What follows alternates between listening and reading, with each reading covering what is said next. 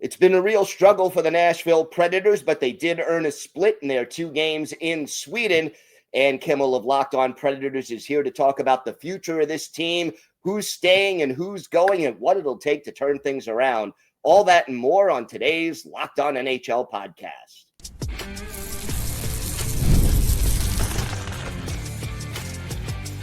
You're Locked On NHL, your daily podcast on the National Hockey League. Part of the Locked On Podcast Network, your team every day. Gil Martin here. Welcome, everybody, to the Monday edition of the Locked On NHL podcast. We are part of the Locked On Podcast Network, your team every day. I want to thank everyone who makes Locked On NHL your first listen every day. Don't forget to subscribe on YouTube or wherever you listen to podcasts so you never miss an episode. Today's episode is brought to you by FanDuel. Download the FanDuel app now by visiting FanDuel.com and win $300 in bonus bets if your first $5 bet wins. Also, a big thank you to everyone out there for making Locked On the #1 sports podcasting network. It is my great pleasure to welcome back to the show the host of Locked On Predators, or should I say co-host of Locked On Predators, and Kimmel, and a win in 2 games in Sweden, at least one win now in their last 6 games. How important was it to at least get a split overseas? I think the way that the Predators won is almost as important as the fact that they won. It really was a storybook win for the Predators. Of course, Filip Forsberg back in his home country. He ties the game up late. And then you get Steven Stamkos winning it in overtime.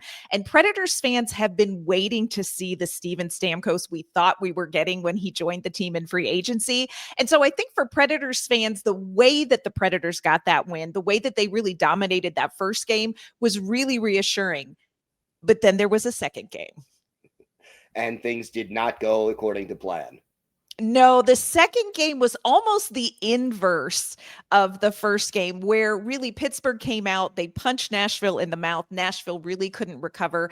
They went down by 3 goals early. And one of the things that we are seeing with this Predators team is that they are not able to put a lot of goals up on the board. So when you see this team go down 3-0, that is a huge hole. That feels like more than a 3-goal hole for a Nashville Predators team that is struggling for offense. And while they did play a little bit better in the second and third periods, they just never really got to their game. Pittsburgh really dominated and dictated that game. And so Nashville now is leaving Sweden with a much more bitter taste in their mouth. And I think a bit more of a reality check about what this team really is and what's going to happen moving forward. Can this trip overseas, and now that they have a big break in between now and their next game, can that be a bonding thing for this team that could help them pull together a little bit? Absolutely. And I think we saw that while they were over there. Of course, Adam Wilsby, one of the young defensemen, is a Stockholm native. So he was the cruise director, and he took the team out to dinners, and they had some different experiences with some of the youth hockey clubs in the area. And so I think for the Predators, it definitely was a bonding experience. It also was a chance for rest because the Predators have had such a tight, compacted schedule. They've only had 2 days off back-to-back once since their season began. And so they really came into the Global Series very, very tired. And I think not only was it nice for them to spend time together without the pressure of the next game and fix the mistakes, but also to experience something like Stockholm and to meet, Filip Forsberg's extended family, Adam Wilsby's extended family. So there definitely is an upside to being a part of something like the Global Series, but it's not going to fix everything that's broken in Nashville. 6-10-4 to start this season. Whose seat is getting hot right now? I mean, is it on the coach? Is it on Barry Trotz as general manager? Are there certain players who may be moved on from right now as this team continues to struggle? I think that there are a number of people that need to feel a little bit uncomfortable. And I think, of course, when you talk about a team that is struggling, the easiest answer is a coaching change. And so I do think that Andrew Brunette his seat is a little more warm than most people most people thought he was probably going to be on a hot seat early. He really wasn't. Andrew Brunette was Barry Trotz's pick. Barry Trotz does not want to fire Andrew Brunette. And I think he is going to try to do whatever he can to keep Andrew Brunette around as long as possible. But I do think when you start the season like they did, when you had the season that they had last season, and it feels like it's just more of the same, at some point, you have to make changes. Now, a coaching change may not fix everything. This is a Predators roster that's really not built for a contention. So I do think that you are going to see Barry Trotz make some moves, probably a little closer to deadline, when the market is more favorable for the Predators to move on from some of the, upcoming UFAs, maybe some of the veterans that he signed that isn't working quite like he thought. So I think we're going to see definitely roster changes this season. At some point, we very well may see a coaching change too. I've even heard rumors UC Saros may be on the trading block. What have you heard about that, and would it make sense?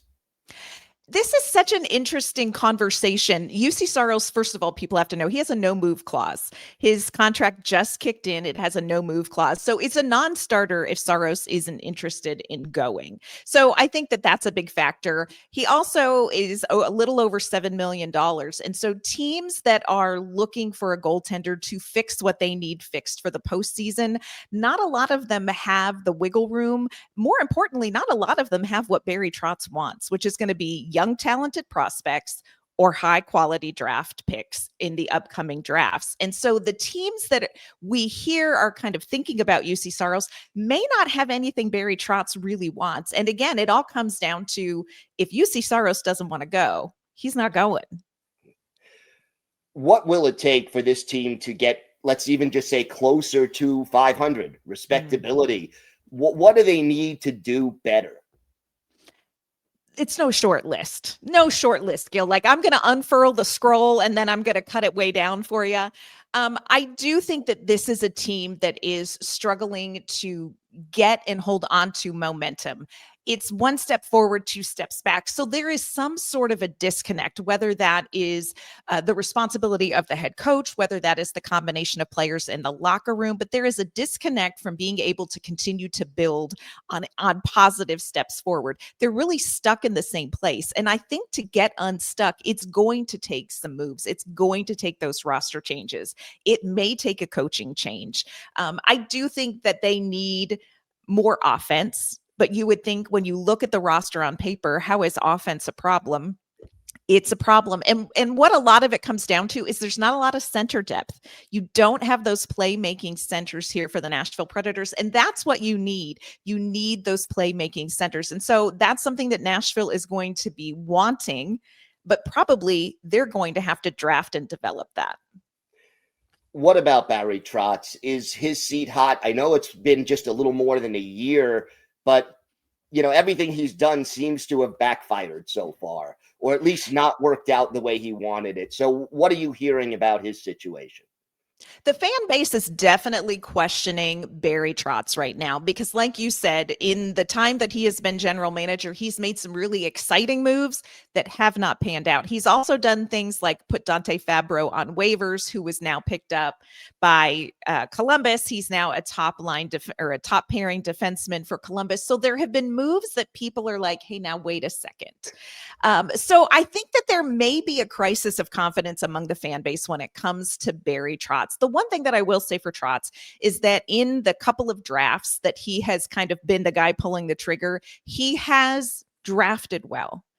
But to see that come to fruition, you need several seasons. And it feels like the fan base wants from Barry Trotz a tear it down and a rebuild. And there's really not an easy way to do that with the way that the roster is constructed right now. So there is a lot of unrest, I would say, among the fan base about Barry Trotz. I just don't know. And this is the part that's so tricky. We have a new leadership group here, and you don't know how they're going to weigh in and what their perspective is yet. So it's definitely something to keep an eye on when it comes to Nashville, because something has to change. They just have to figure out what and how much. And when. Yeah. And when. Absolutely. Yeah. And why don't you tell our viewers and our listeners where they could find the podcast and where they could find you and your co-host on social media?